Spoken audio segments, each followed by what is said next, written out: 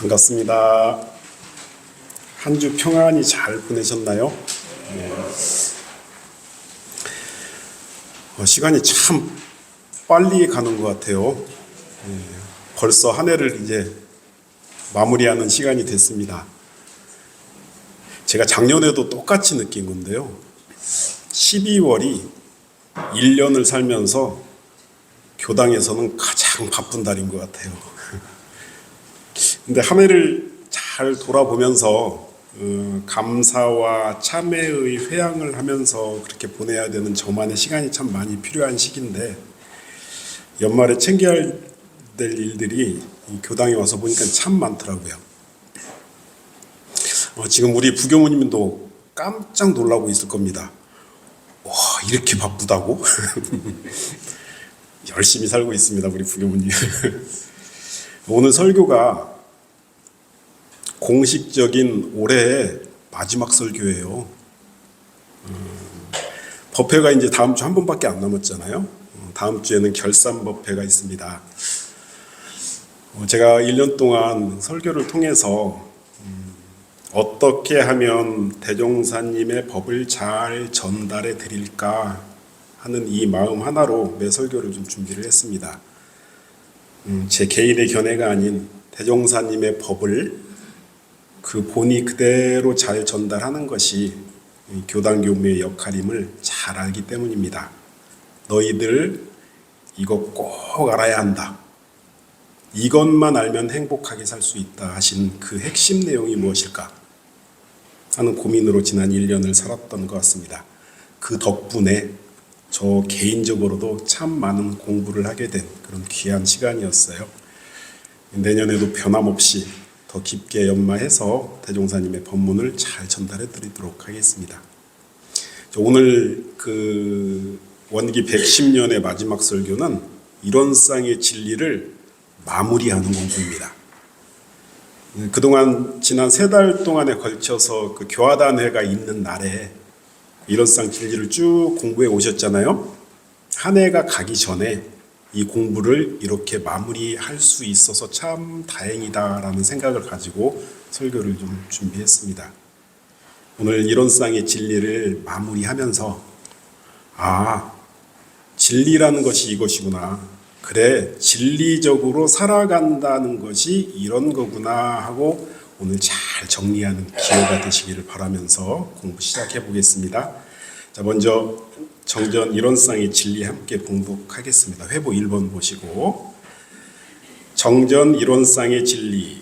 일원은 우주 만유의 본원이며 재불재성의 시민이며 일체 중생의 본성이며 진공, 대소유무의 분별이 없는 자리며 생멸거래 변함이 없는 자리며 선악업보가 끊어진 자리며 언어명상이 돈공한 자리로서 묘유, 공적영지의 광명을 따라 대소유무의 분별이 나타나서 선악업보의 차별이 생겨나며 언어명상이 완연하여 시방삼계가 장중에 한 구슬같이 드러나고 조화, 진공묘유의 조화는 우주만유를 통하여 무시광겁에 은연자재하는 것이 곧 이론상의 진리니라. 자, 지난 시간까지 공부한 내용을 잠깐만 복습을 좀 해볼게요. 진리는 어떻게 작용을 하냐면은 진공에서 텅 빈 자리에서 묘유가 나타난다. 묘하게 모든 게 다 드러난다. 그런데 드러나는데 뭐에 따라서 이 묘유가 나타나요? 영지광명에 따라 묘하게 모든 것이 드러난다. 이것이 진리의 작용이다 라고 지난 시간까지 공부를 했어요.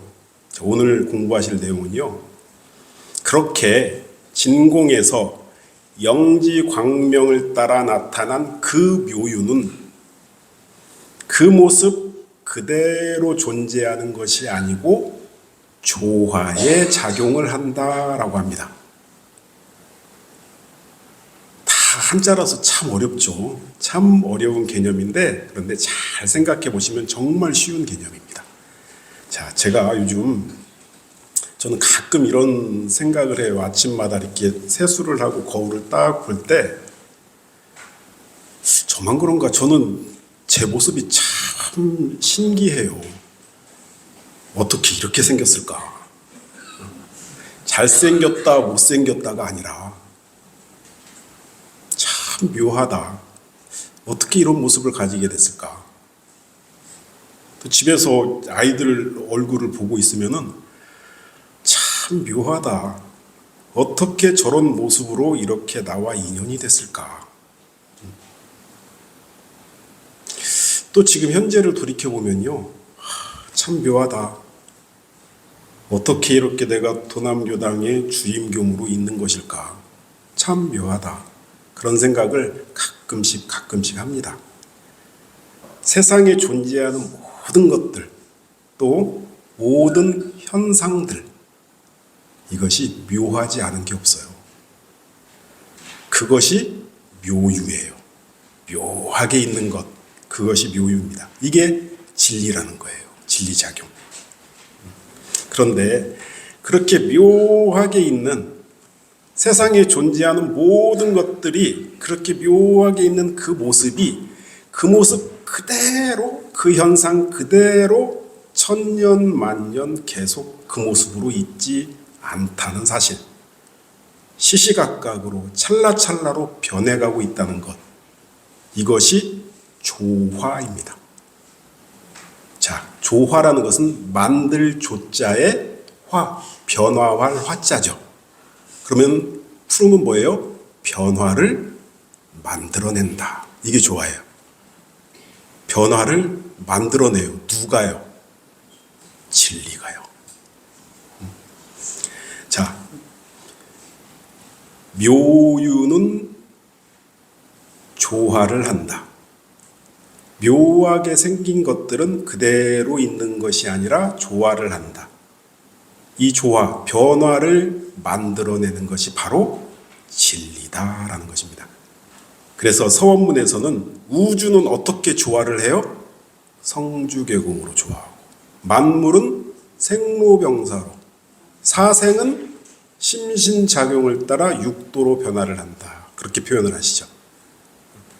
자, 저희가 진공도 공부를 했고요.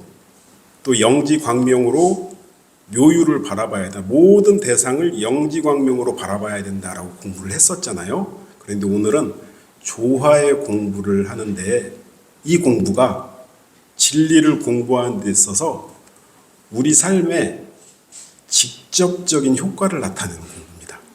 아주 현실적인 공부예요. 이 조화 공부는요. 잘 오늘 정리를 해두시면은 진리를 삶 속에서 실천하는데 가장 효과적이고 현실적인 지침이 될 수가 있습니다. 근데 오늘 그 조화의 진리를 공부하는 데 있어서 두 가지만 확실히 알아가시면 돼요. 자, 첫 번째는요. 모든 것은 변한다. 세상에 변하지 않는 것은 없다. 이것이 진리다. 이거를 확실히 알아가시고, 또 한 가지는 변하는데 그냥 변하는 게 아니라 정확한 이치에 따라 변한다. 어떤 이치요? 인과의 이치에 따라 변한다. 이것이 진리다라는 것입니다. 이 두 가지를 오늘 확실히 이해하신다면 그 진리를 실생활 속에 활용하는 큰 공부인이 되실 거다라고 저는 생각을 합니다.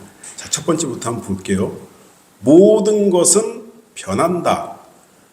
세상에 변하지 않는 것은 없다. 묘하게 생겨난 것들은 다 변화를 만들어낸다, 조화에 작용을 한다라고 말씀드렸잖아요. 세상에 변하지 않는 것이 있을까요? 지난주에 우리 부타원님 추도식이 있었잖아요. 추도식이 끝나고 아마 우리 궁지 다 받으셨을 텐데 우리 이진성 교무님께서 이 종제식에 사용할 추모 영상을 만들고 있다 그래요. 근데 유독 도남교당에서 근무하신 사진만 없대요. 그래가지고 좀 찾아달라고 저한테 연락이 왔어요. 저희 교당에 옛날 사진들이 참 많이 보관돼 있어요.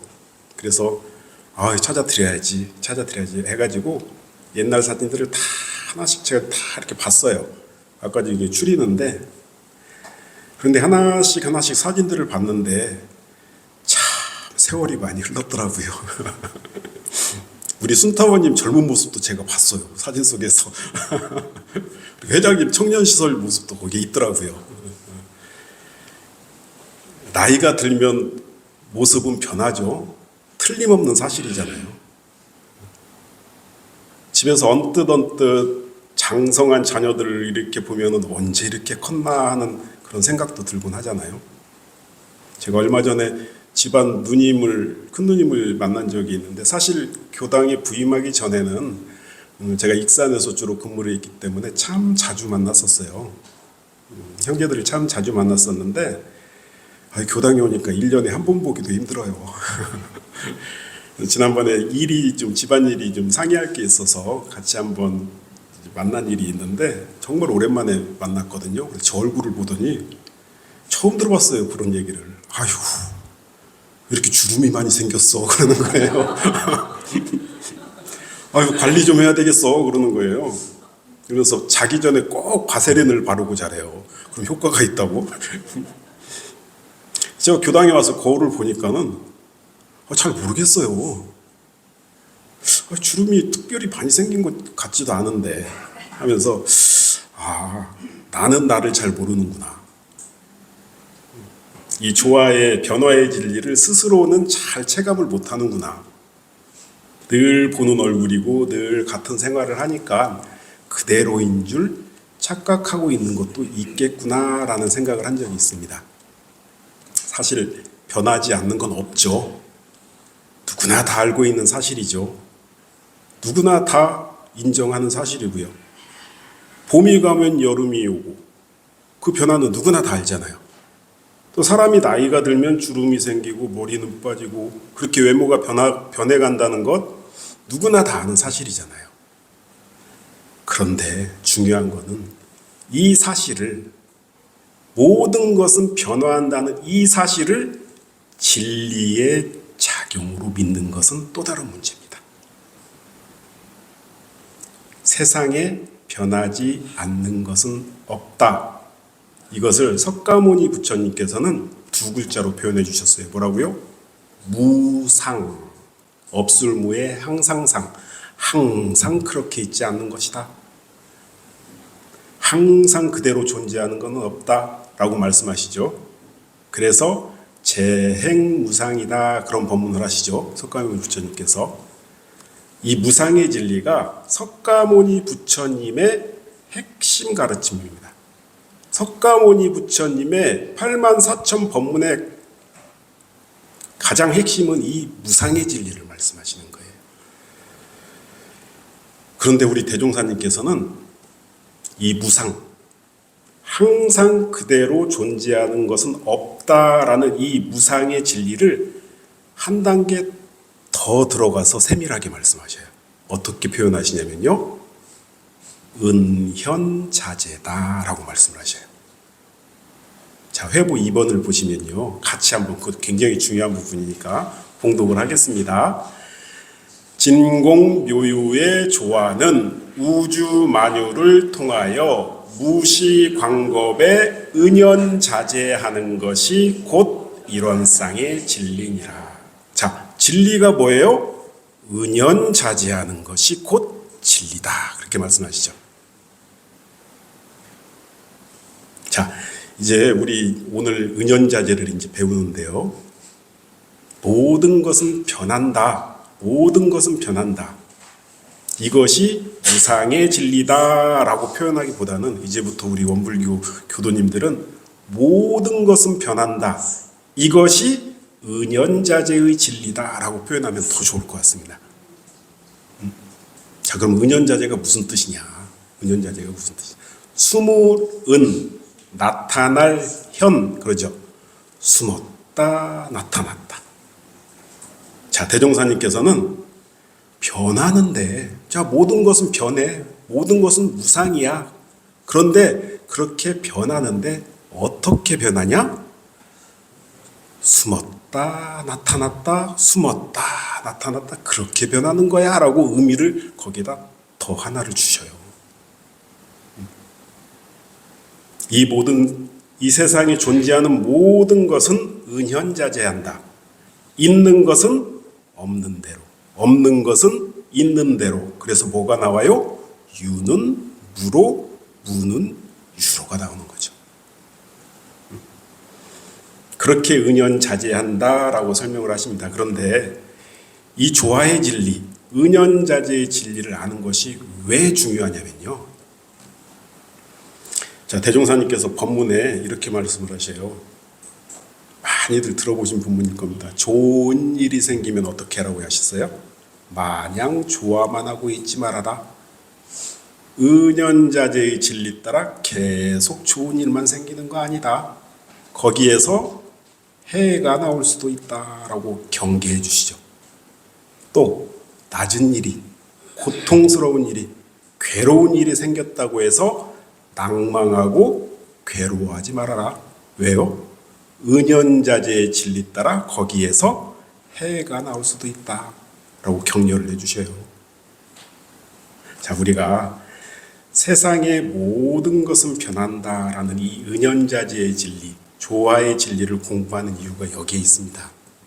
지금 이 상황을, 내가 처한 이 상황을 고정되어 있는 상황으로, 또 지금 내 마음을 고정되어 있는 마음으로 생각하지 말아라. 괴롭거든 은연자재의 진리 따라 여기에서 반드시 은혜가 나올 수도 있다 라는 생각의 전환이 가능한 것이거든요. 그런데 또 여기에는 중요하게 숨겨진 사실이 또 하나가 있습니다. 누구나 다 모든 것은 변한다라는 사실은 다 알고 있지만 이것을 진리적으로 아는 사람은 그리 많지 않다라고 말씀을 드렸잖아요. 다시 회보 3번을 한번 보실까요? 자, 은현자재라고 풀이를 해놨어요. 숨었다 나타났다 하는 진리가 자유자재하는 것. 그렇게 되어 있죠. 누가 숨었다 나타났다 하게 해요? 진리가. 내 의지로 숨어야지, 나타나야지가 아니라 진리가 은연자재를 하게 해요. 이것이 오늘 두 번째 공부할 내용인데요. 바로 변하는 데 있어서, 은연자재하는 데 있어서 그냥 변하는 게 아니라 진리의 이치에 따라서 변화한다. 그 이치는 인과의 이치다 라는 사실을 오늘 꼭 알으셔야 됩니다. 이것을 더 강조하시기 위해서 정산종사님께서는 법문에 아예 이렇게 설명을 하셔요. 회보 4번 법문에 긴 법문 있잖아요. 그걸 보시면은 정산종사님께서는 이런 쌍의 진리를 진공, 묘유, 그 다음에 조화라고 표현 안 하시고 뭐라고 표현하셔요? 인과, 그렇게 표현을 하셔요. 그 말은 뭐예요? 조화는 인과다. 그 뜻이겠죠. 자, 저는 이 조화의 진리가, 은연자재의 진리가 인과의 이치에 따른 진리다라는 것을 확실히 아는 것이 우리 일원상의 진리를 신앙하고 수행하는 원불교인들에게 가장 필요한 공부다라고 저는 평소에 생각을 하고 있습니다. 교법을 실천해서 내 삶이 달라질 수 있는 가장 확실한 가르침이다 라고 저는 생각을 하고 있어요. 왜 그러냐면요, 모든 변화하는 진리는 인과의 이치에 따른 진리다 라는 것을 확실히 알면은 인생에 있어서 삶의 태도가 달라집니다. 제가 예화 3가지를 설명을 드릴 거예요. 이 예화를 통해서 변화하는 진리가 인과의 이치임을 확실히 알면 이렇게 삶의 태도가 바뀌게 되는구나 하고 이해가 쉬워지실 겁니다. 첫 번째는요, 대종사님의 일화입니다. 아마 많이들 기억하고 계실 거예요. 지난 여름 인과품 공부를 할 때 제가 소개해드렸던 일화인데 저는 이 회화가 저의 공부 표준이 되고 있어요. 그때 못 들으신 교도님들도 계실 것 같아서 다시 한번 상기시켜 드리려고 제가 말씀을 드립니다. 기억하실 거예요. 비행기 얘기인데요. 대종사님께서 서울에 참 자주 올라오셨죠. 서울 교화를 위해서. 근데 한 번은 대종사님께서, 대종사님이 참 호기심이 많으신 어른이었어요. 모든 걸 다 해보셔야 돼요. 그때 상상하지도 못했던, 우리들은 상상하지도 못했던, 일반 사람은 상상하지도 못했던 비행기를 타고 익산을 내려가십니다. 그때 비행장이 여의도에 있었어요. 그리고 익산에서는 목천포라고 저기 군산 가는 길에 목천포라는 동네가 있는데 거기에 익산 비행장이 있었습니다. 그래서 여의도에서 비행기를 타고 익산 목천포까지 비행기를 타고 내려가셔요. 일부러 타보신 거예요. 신문물을 경험해 보시려고. 그런데 지금 같은 그런 비행기가 아니고요. 경비행기. 조종사가 앞에 2명 있고 뒤에 자리가 3자리밖에 없어요. 그래서 5인승 경비행기입니다. 프로펠러 따다다다 이렇게 돌아가는. 그런데 이제 앞에 조종사 2사람은 일본 사람이고요. 뒤에 대종사님이 계셨고 대종사님을 수행하는 박창기 선지님이 같이 동행을 하셨고요. 나머지 한 자리는 일본 사람이 앉아 있었습니다. 거기에. 그런데 비행기를 타고 위에를 딱 뜨자마자 대종사님이 그렇게 표현하셨다 그래요. 야, 비행기 타고 보니까 꼭 소쿠리 타고 하늘 날아가는 것 같다. 그런 표현을 하셨다 그래요. 그런데 비행기가 탁 출발하고 나니까는 그 조종사들이 이렇게 솜하고 종이하고 연필을 이렇게 나눠주더래요. 3명한테. 솜은 왜요? 귀 막으라고 너무 시끄러우니까. 그리고 종이하고 연필은 대화가 안 되니까 너무 시끄러워서 필담으로 이렇게 하라고. 그래서 어디쯤 가다 보니까는 그 앞에 부조종사가 천안이라고 딱 썼대요. 천안 지나간다고 우리 알려주는 거예요. 이렇게. 그런데 천안을 딱 지나자마자 비행기가 막 요동을 치면서 크게 흔들리더랍니다. 조금 흔들리는 게 아니라 굉장히 심하게 몸을 못 가눌 정도로 그렇게 막 흔들리더래요. 그때 박창기 선진 얼굴을 대종사님이 딱 보니까 얼굴이 창백해져 겁에 질려 있고 덜덜덜 떨고 있었대요. 이 조종사들도 자기들끼리 일본말로 후카시 후카시 하면서 막 소리를 치더래요. 그 말이 무슨 말이냐면은 이게 힘있게 세게 당겨봐. 이렇게 조종관을 빨리 당겨봐. 이게 뭔가 이상이 생긴 거죠. 그래서 막 소리를 치고 막 하더랍니다. 그렇게 그냥 그 5명이 탄 비행기 안이 아수라장이 된 거예요.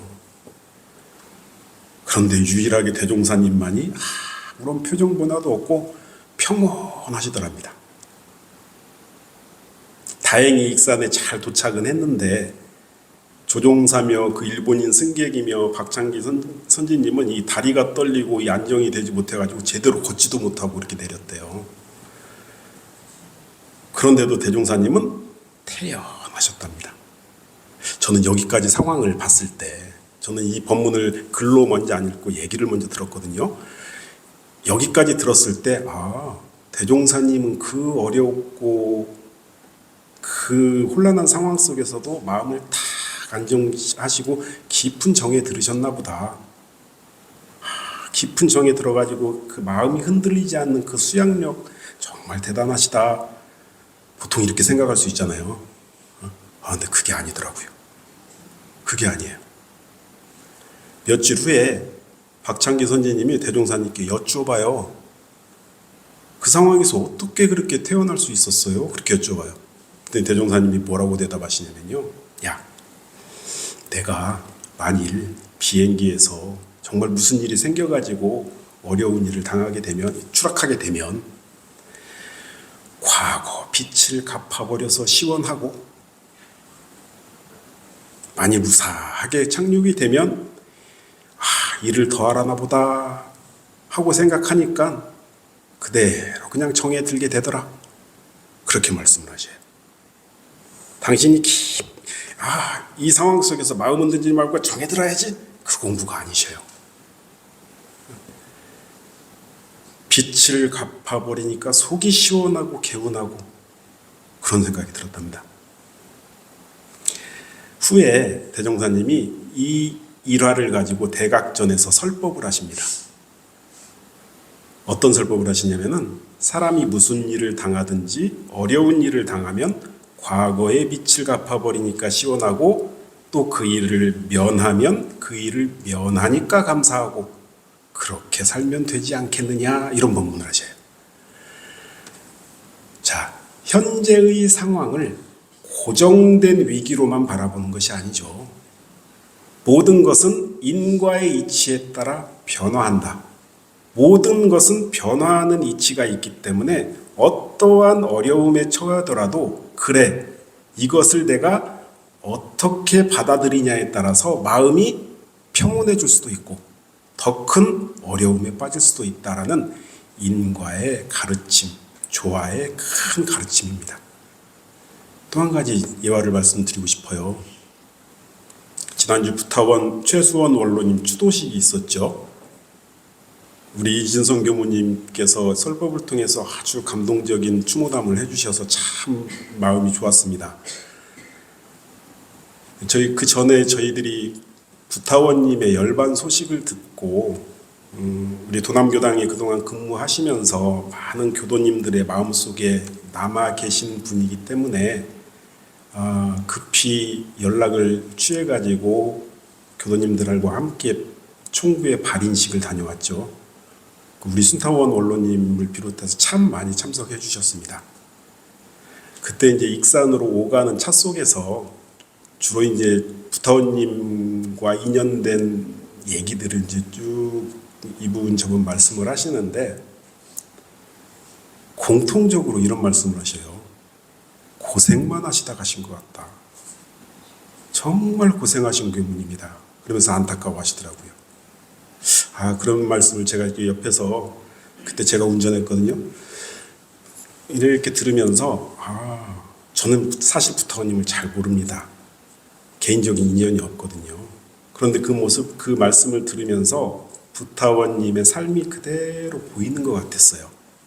희생과 봉사로 온통 공을 위해서 살으신 분인가 보다. 그 모습이 교도님들에게는 고생만 하신 교무님으로 남아있나 보다라는 그런 생각을 하면서 이런 생각이 들더라고요. 그러한 고생을 하시면서 당신은 마음이 어떠셨을까? 괴롭고 힘들고 지치셨을까? 분명 그러지 않았을 거예요. 몸이 힘들고 지쳐도 그것이 보람이고 영광이고 기쁨이었을 겁니다. 왜냐면요, 변화하는 인과의 진리를 누구보다도 철저히 알았기에 그런 희생과 봉사가 기꺼이 나왔을 겁니다. 인과의 이치에 바탕한 변화하는 은연자재의 진리에 따라서 지금은 비록 고생이더라도 이것이 앞으로 도남교당 교화의 꽃으로 활짝 필 것을 알고 계셨기 때문에 힘들고 지치고 괴롭지만 마음속에는 열정과 기쁨과 보람이 가득하셨을 것이다 라고 저는 생각을 했습니다. 그러셨겠죠? 또 한 가지 말씀드리고 싶은 게 있어요. 참 기적 같은 일들이 우리 도남교당에 선물로 왔던 한 해였습니다. 지난주까지 생강청 만들어서 판매를 했어요. 올해 제작한 생강청이 몇 개인 줄 아세요? 들으면 깜짝 놀라실 겁니다. 300ml 기준으로 1303개를 만들었어요. 어마어마한 숫자죠. 그런데 지난주에 이 1300개를 완판했습니다. 다 팔았어요. 저도 다 팔렸다는 메시지를 딱 받고 나서 아유, 이게 무슨 일이야 하고 정말 혼자말로 할 정도로 참 신기했거든요. 사실 제가 도남교당에 부임을 하고 나서 정말 초짜 교화자였어요. 초짜 교화자. 초짜 교화자로서 모든 것이 다 걱정됐지만 특히 부채 문제가 참 마음에 걸렸습니다. 그런데 작년 봉불식을 하면서 주위 모든 분들의 응원 덕에 봉불 금액이 참 많이 모였어요. 작년 한 해 동안. 그런데 이제 올해를 딱 시작했잖아요. 더 걱정이 되는 거예요. 뭔 걱정이냐면은 작년은 봉불식이라도 있었지 올해는 봉불식도 없는데 돈이 어떻게 모이지? 이런 걱정이 되는 거예요. 가능할까 하는 걱정으로 올 한 해를 시작했는데, 그러면서 저희 심고문은 늘 첫 번째 아시다시피 부채 잘 해결하게 해주세요 하는 것이 저 심고문의 항상 첫 번째였거든요. 그런데 올 한 해 다음 주 결산법회가 있잖아요. 결산을 해보니까 우리가 가지고 있는 총 부채 금액의 이미 절반을 해결했어요. 그리고 올 12월이 다 가기 전에 절반을 넘어서서 한 5천만 원 더 갚을 수 있겠어요. 그래서 부채를 상환하는 게 올해 드디어 3억을 돌파를 해요. 이제 이 부채가 반도 안 남았어요. 반을 넘어갔거든요. 빚 갚은 게. 이런 소문이 어떻게 났는지, 제가 서울교구에 회의를 가면은요, 서울교구 주임교무님들이 도남교당 빚 다 갚았다며? 막 이렇게 말을 해요. 아직 계속 노력은 해야죠. 계속 노력은 해야죠. 그 구체적인 금액은 다음 결산법회 때 제가 보고해 드리겠습니다. 제가 왜 이 말씀을 드리냐면요, 제가 주임교무로서 어떠한 특별한 능력이 있어서 어떤 묘한 요행이 남달리 뛰어나서 생강청이 다 팔리고 부채 상환이 잘 이루어지는 것 결코 아닙니다. 교도님들의 헌신적인 노력이 대부분이죠. 그리고 저는 주임교무로서 할 수 있는 역할은 정성밖에 없었습니다. 도남교당의 안정적 발전이 가장 큰 숙제이기 때문에 내가 할 수 있는 일은 정성스럽게 살아보자. 너무 걱정하지 말고 정성만 들이면 다 된다 하신 스승님들의 말씀을 늘 마음속에 되뇌이면서 지난 2년을 보냈습니다. 회보 4번 두 번째 본문에 정당한 일에 지극한 정성을 들이면 그 정성의 정도와 일의 성질에 따라 조만은 있을지언정 이루어지지 않는 일은 없다라고 정산종사님께서 가르침을 주십니다. 저는 이 본문이 참 좋습니다. 정말 큰 용기를 줍니다. 바로 이것이 정성을 다해서 살아라 라는 본문인 것 같잖아요. 이 본문은 인과의 진리를 말씀하고 계시는 본문입니다. 자, 이런상 진리에 있어 모든 것은 변화한다 라는 조화의 진리, 은연자재의 진리를 확실히 아는 사람은 이러한 삶의 태도가 나옵니다. 정성스럽게 꾸준히만 하면 이루어지지 않는 일은 없다라는 삶의 태도는 변화하는 진리, 은연자재의 진리, 인과의 진리를 확실히 아는 사람에게 나올 수 있는 태도입니다. 자, 오늘 설교를 좀 정리해 보겠습니다. 오늘 이론상의 진리 내용 중에 맨 마지막 조화의 진리를 공부했습니다. 모든 것은 변화한다. 그런데 그 변화는 인과의 이치에 따라 변화한다. 그러니까 정당한 일에 정성만 다하면 이루어지지 않는 일은 없다.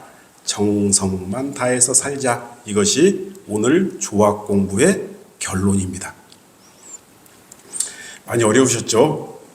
오늘까지 공부한 이론상의 진리는 대체적으로만 공부한 내용입니다. 더 세밀한 공부는 내년도 1월 달부터 이제 나와요. 이론상 신앙부터 이제 집중적으로 갑니다. 어렵지 않게 잘 준비해 보도록 하겠습니다. 마지막으로 이론상 진리 공부를 마무리하면서 그동안 배웠던 이론상 진리를 실생활에서 우리가 어떻게 활용해야 되는지 제가 간략하게 정리를 좀 해봤어요. 회보 5번에 있습니다. 함께 읽으면서 4달 동안의 이론상 진리 공부를 마무리하도록 하겠습니다. 함께 읽겠습니다. 이론상의 진리를 실생활에 잘 활용하는 방법 1. 이론상의 진리를 신앙으로 활용하는 방법 1. 나의 본원이신 이론상의 진리시여 법신불 사은이시여 그 크신 은혜에 감사하고 보은하겠습니다. 항상 보호하여 주시옵소서. 진리불공. 2. 이런 쌍의 진리와 똑같은 본성을 가지고 있는 모든 대상들을 청정한 마음과 경건한 태도로 대하는 삶의 태도. 실지불공. 3. 진공묘유의 조화는 영원한 세상에 인과의 이치에 따라 변화한다는 진리를 확실히 믿는 삶의 태도. 인과신앙. 2. 이론상의 진리를 수행으로 사용하는 방법. 1. 없고 없어 크게 쉬는 그 자리를 늘 가지고 있는 공부인 진공공부. 2. 어떠한 분별과 주착도 없는 텅 빈 마음에 바탕하여 밝은 영지광명으로 있는 그대로의 상대를 바라보는 연습을 하는 공부인 묘유공부. 3. 나타나 있는 모든 것들은 인과의 이치에 따라 은연자재로 변화한다는 진리에 따라 좋은 변화를 위해 정성으로 노력하는 공부인 조화공부. 이상으로 설교 마치겠습니다.